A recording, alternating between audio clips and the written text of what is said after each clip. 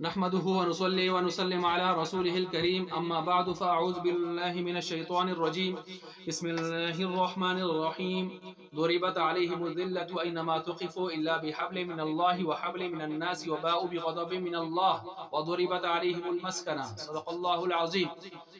आज आप हजरात के सामने वो जो मसला चला आ रहा था इसराइल को तस्लीम करने के नुकसानात, तो मैंने 21 से ज़्यादा नुकसानात हैं ज़्यादा, लेकिन मैंने 21 के करीब आपके सामने नुकसानात बयान करने हैं। कुछ इससे पहले बयान हो चुके हैं पहली किस्त में, आज दूसरी किस्त है जिसमें आपके सामने बकिया नुकसानात बयान किए जाएंगे इसराइल के तस्लीम करने के हवाले से। तो 11वां नुकसान ये होगा कि अगर ये हमने खुदा न खास इसको तस्लीम किया तो इसको फतह करने वाले सहाबा में से हज़रत उमर का ख़ास तौर पर नाम सामने आ रहा है, अबू उबैदा बिन जर्राह जो उन्होंने फतह किया था और इन्होंने जाके वहाँ बैतुल मुक़द्दस की चाबियाँ भी ईसाई राहिबों से और मसीही उलमा से ली थी बाकायदा, और उस पर जो है इस्लाम का झंडा लहरा दिया गया था। और सलाहुद्दीन अय्यूबी की कुर्बानियाँ, उनकी फतूहात और बहुत सारे जो इस तरह के हज़रात हैं, तो फिर इनकी रूहों से भी गद्दारी होगी, इनकी रूहों से भी गद्दारी होगी। और अब 12वां नुकसान ये होगा कि आप अलैहिस्सलाम ने फरमाया उखरुजुल यहूदा वन नसारा मिन जजीरतिल अरब, यहूद और नसारों को जजीरे अरब से निकाल दिया जाए, और हम इनका इस्तेक़बाल कर रहे हैं, इनको अपने मुल्कों में दाएं बाएं, यहाँ तक कि अगर सऊदीया वाला खुदा न खासा तस्लीम कर लेता है तो वहाँ पूरी दुनिया पर इसके आने जाने सिलसिले। और हालांकि उधर से हमें तो ये कहा जा रहा है कि जहाँ रास्ते पर आए तो इनके लिए इनको तंग रास्ते पर मजबूर करो, आप इस्लाम ने बताया तंग रास्ते पर मजबूर करो, और हम उनके लिए अपने मुल्कों में रास्ते खोल रहे हैं, मुल्कों के रास्ते खोल रहे हैं, दरवाजे खोल रहे हैं, तो फिर हम किसकी तालीमात पर अमल कर रहे हैं? ये तो आप इस्लाम की तालीमात नहीं होगी। इसी तरह आप अलैहिस्सलाम 13वां नुकसान ये होगा कि आप अलैहिस्सलाम ने इनके साथ इनकी बदाहदी की वजह से क्या किया था। मिसाक़ मदीना अगर याद है लोगों को तो उनको आगे के वाक़यात भी याद होने चाहिए कि बनु क़ैनुक़ा को शाम की तरफ चला वतन किया, दफा किया, बनु क़ुरैज़ा के 700 मर्दों को कत्ल कर दिया उनकी बदाहदी की, मुसलसल बदाहदी की वजह से। बनु नज़ीर को खैबर और वहां से तो उमर ने वहां से निकाल दिया, हज़रत मुआविया ने अरब से निकाल दिया। तो सहाबा और आप अलैहिस्सलाम का तरीक़ाकार क्या था? वो तो बगल के नीचे लाके आबाद करने वाले नहीं थे, वो तो जो है इनको इनकी शरारतों की वजह से दफा करने वाले थे, और हम इनको लाके जो है अपने मुल्कों में आबाद करें और मुल्कों में और इनका इस्तिक़बाल करें, तो बड़ी अजीब सी बात है। 14वां नुकसान ये होगा कि कुरान करीम ने जो हमें तसव्वुर दिया ला तत्तखिज़ुल यहूदा वन नसारा औलिया, कई मकामात पर 4-5 से ज्यादा मकामात पर कुरान करीम ने हमें बताया कि तुम्हारे इनको दोस्त मत बनाना, तुम्हारे दोस्त नहीं हो सकते। तो तस्लीम करने का एक माना उनसे खास दोस्ती करना भी है, खासकर इस वक्त जब वो दुनिया के सामने आंखों में आंखें डाल के कह रहा है कि मुझे तस्लीम किया जाए, नहीं तो मैं यूं कर दूंगा, मैं यूं कर दूंगा। फिर अमेरिका उसकी वजह से यूं कर रहा है, कह रहा है, मगरबी ताकतें मजबूर कर रही हैं। तो ऐसे वक्त में झुकना ये इस्लामी तालीमात के खिलाफ नजर आता है, जरा इस पर गौर फरमाया जाए। और 15वां नुकसान ये होगा, और ये भी याद रखें कि लतजिदन्ना अशद्दन्नासी अदावतन लिल्लज़ीना आमनुल यहूदा वल्लज़ीना अशरकू, कुरान करीम कहता है कि बाकी कुफार भी हैं, नसारा भी हैं, लेकिन उनमें फिर भी कुछ अच्छे लोग और इंसाफ वाले लोग, कुछ रूहबान इबादत गुजार लोग, मुनसिफ मिजाज लोग होंगे। इसी वजह से नसारा में बेशुमार लोग मुसलमान हुए, लेकिन यहूदियों में आप अलैहिस्सलाम के दौर में भी दर्जन या 20 के लगभग इससे आगे नहीं जा रहे, इतने यानी बदबख्त लोग हैं ये। और ईसा अलैहिस्सलाम के दौर में भी कट जाएंगे, मर जाएंगे, और कोई चीज इनको पनाह देने के लिए सिवाय एक दरख्त के तैयार नहीं होगी, उस वक्त भी इनका ये हाल होगा। और इस्लाम से यही लोग भाग रहे होंगे, बाकी सारे इस्लाम की तरफ आ रहे होंगे। और कुरान भी कहता है लतजिदन्ना अशद्दन्नासी अदावतन, सबसे ज्यादा सख्त दुश्मनी करने वाले लोग अगर आप पाएंगे तो वो यहूदी पाएंगे। ये बहुत बुग़्ज़ी लोग हैं, इन्होंने हमारे नबी के साथ यानी कितना जुल्म सितम करने की कोशिश की, कितने हरब आजमाइयाँ की, कितने नुकसान देने की कोशिश की। सबसे ज्यादा नुकसान इन्होंने उस वक्त, और सबसे ज्यादा दुश्मनी इन्होंने की। इसी वजह से अब 15वां नुकसान क्या होगा हमारा, वो ये है कि हम सूरह फातिहा पढ़ते हैं रोजाना, उसमें हम पढ़ते हैं गैरिल मग़ज़ूबी अलैहिम, ऐ अल्लाह जिन पर तेरा ग़ज़ब नाज़िल हुआ उनके रास्ते पे न चलाना।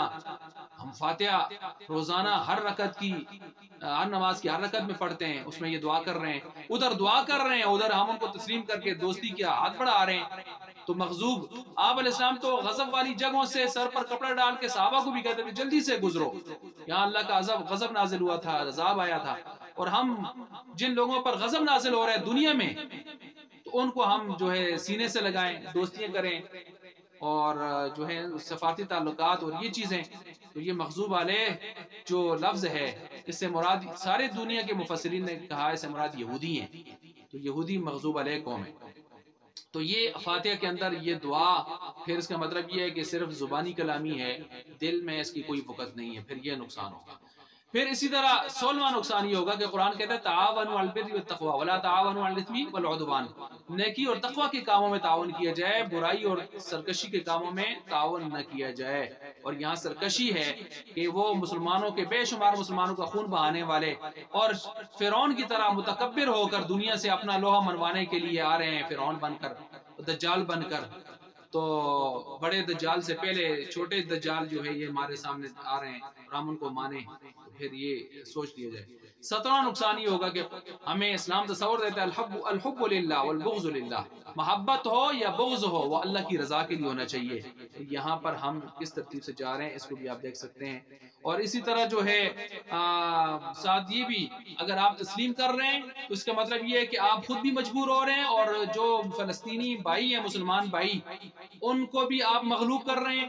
اور قرآن کہتا ہے وَلَن يَجْعَلَ اللَّهُ لِلْكَافِرِينَ عَلَى الْمُؤْمِنِينَ سَبِيلًا، اللہ کافروں کو مسلمانوں پر مسلط ہوا نہیں دیکھنا چاہتا.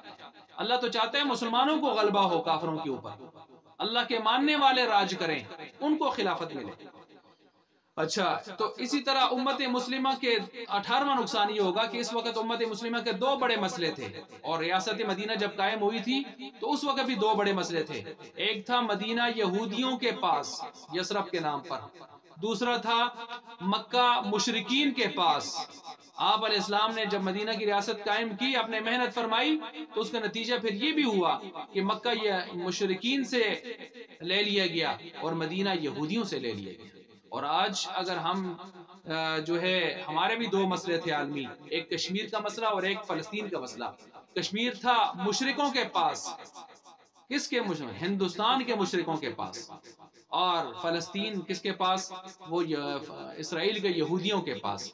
تو اگر ہم تسلیم کر لیں تو ادھر گویا کشمیر دے دیا ہم نے مشرکین کو، اور ادھر گویا ہم نے فلسطین دے دیا یہودیوں کو. تو ہم تو آپ علیہ السلام کی ترتیب کے بالکل خلاف گئے ہیں. آپ علیہ السلام نے لیے تھے، ہم دے رہے ہیں.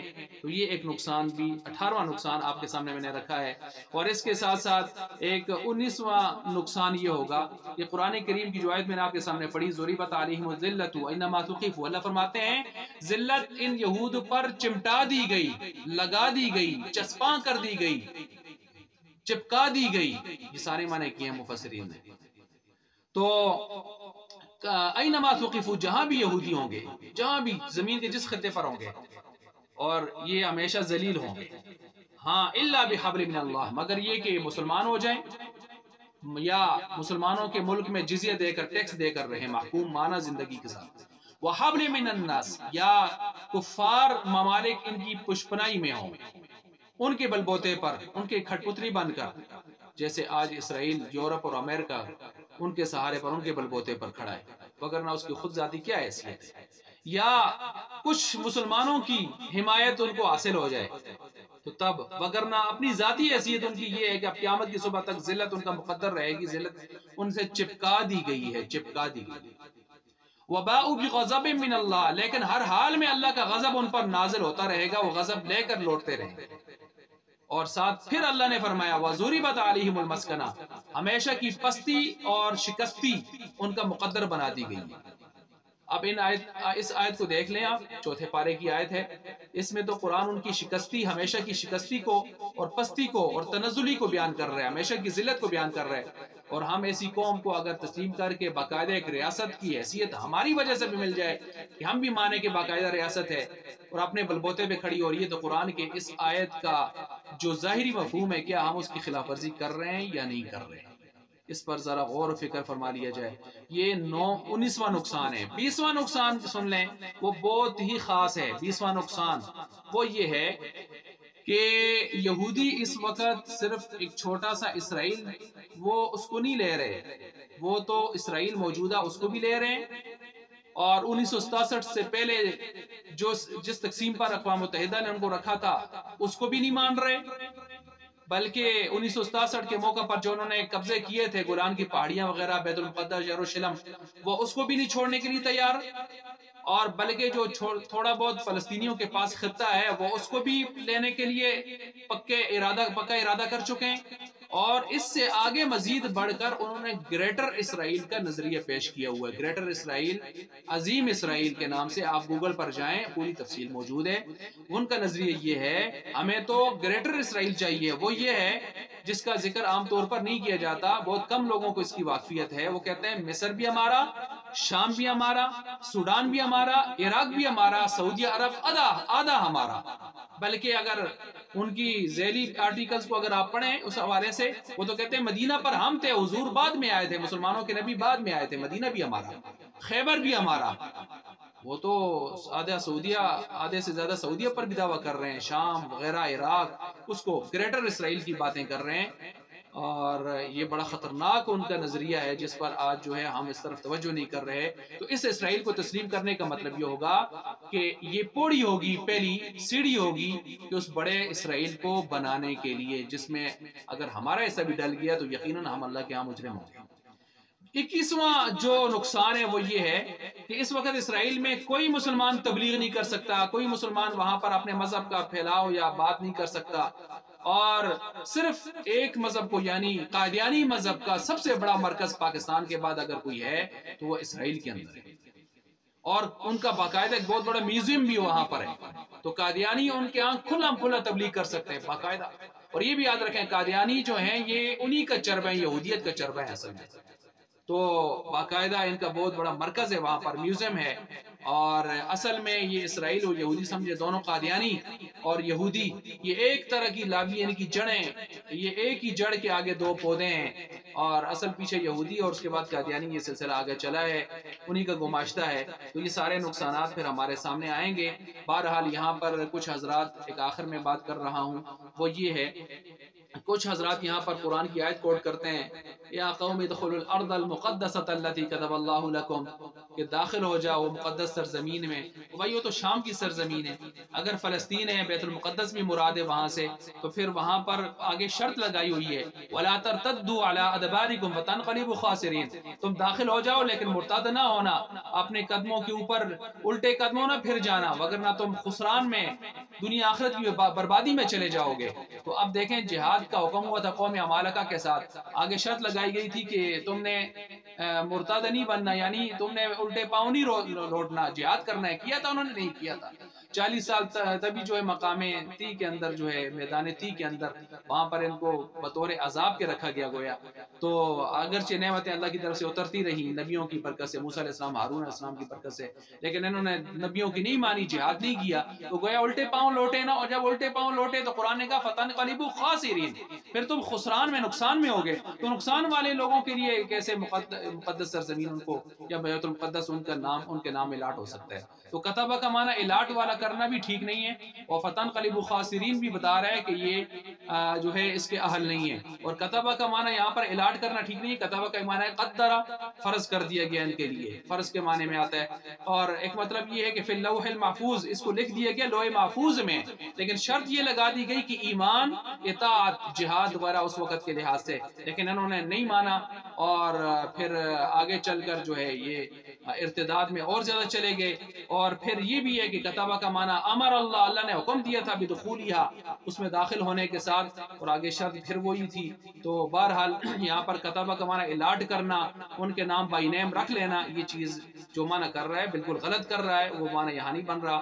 کیسے بن سکتا ہے جب قیامت آپ علیہ السلام کے آنے کے بعد یہ سرزمین پر ساری کائنات کی سرزمین بشمول جو ہے فلسطین اور بیت المقدس اور شام، اللہ تعالیٰ نے وعدہ فرما دیا وعد اللہ الذین آمنوا منکم وعملوا الصالحات لیستخلفنہم فی الارض کما استخلف الذین من قبلہم، کہ اللہ نے وعدہ فرما دیا ہے کہ آپ علیہ السلام پر ایمان لانے والے، نیک اعمال کرنے والے، ساری دنیا پر خلافت کا حق ان لوگوں کا ہے، اور ساری دنیا میں آ کے آیا بیت المقدس، اور یہ نہیں آتا، تو جب ان کے نام الاٹ کر دیا ہے تو وہاں کیا یہاں پر جو ہے لَيَسْتَخْلِفَنَّ فِي الْأَرْضِ اس میں جو ہے وہ شام وغیرہ یا فلسطین کا علاقہ نہیں آئے گا؟ یہ کس مفسر نے نکالے آج تک؟ اور پھر اسی طرح جو ہے حضرت عمر صلی اللہ علیہ وسلم میں جب کتبہ کا معنی حضرت عمر نہیں سمجھے تھے، انہوں نے کیوں جا کے جہاد کروایا ابو عبیدہ بن جراح صلی اللہ علیہ وسلم سے؟ اور کیا اس کا معنی صلاح الدین ایوبی نہیں سمجھے تھے، اور جو فاتحین ہیں، مسلمان ہیں، مجاہدین ہیں، کیا وہ معنی نہیں سمجھے تھے؟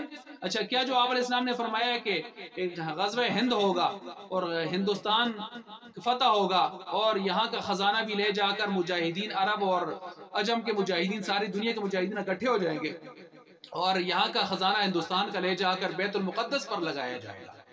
تو بیت المقدس پر خزانہ جا کے کون لگا رہے ہیں؟ مسلمان مجاہدین لگا رہے ہیں۔ یہ آپ الاسلام کی طرف سے جو ہے بشارتیں حدیث میں موجود ہیں، تو جب ہے ان کا تو یہ کیسے جا کے وہاں خزانہ لگا رہے ہیں مسلمان؟ اس لیے آیت کی غلط تشریح نہیں کرنی چاہیے، کوئی بھی ہو، بڑا ہو چھوٹا ہو، سب ہمارے لیے قابل قدر ہیں، قابل احترام ہیں، لیکن جو بات غلط ہے اس کو غلط کہنا چاہیے، جو صحیح ہے اس کو صحیح کہنا چاہیے۔ پر آخر میں یہ بات بھی آپ کے سامنے رکھ رہا ہوں کہ اگر دیکھا جائے خلاصے کے اعتبار سے تو تین قسم کے نظریے ہمیں نظر آتے ہیں اسرائیل کے حوالے سے۔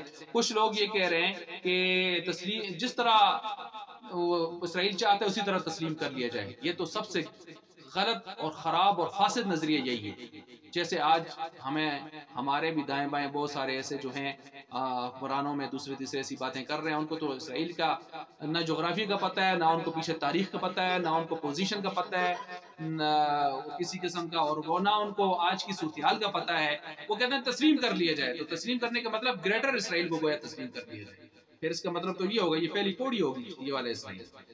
دوسرا، عرب امارات نے تسلیم کیا تو انہوں نے کہا 1967 سے پہلے جو خطہ تھا ان کے پاس اقوام متحدہ نے دیا تھا اسی پر 1945 کے حوالے سے اس تقسیم پر جائیں، لیکن تسلیم تو انہوں نے کر لیا، لیکن وہ اس خطے پر اس ترتیب پر گئے تو نہیں ہے، راضی تو نہیں ہوئے، نہ اس پر آمادہ ہوئے، لیکن یہ تسلیم کر کے بیٹھے ہوئے ہیں۔ اور تیسرا یہ نظریہ بھی ہے کہ بالکل تسلیم نہیں کریں گے، اس کے وجود کو بھی تسلیم نہیں کریں گے، اس کا کوئی خطہ کوئی حق کسی جگہ بھی نہیں ہے، یہ ذلیل ہیں، ذلیل رہیں گے، جیسے حماس کا اور سعودیہ وغیرہ یا آج تک پاکستان کے عوام کا اور مسلمان غیرت عوام کا یہی نظریہ ہے سارے ممالک میں۔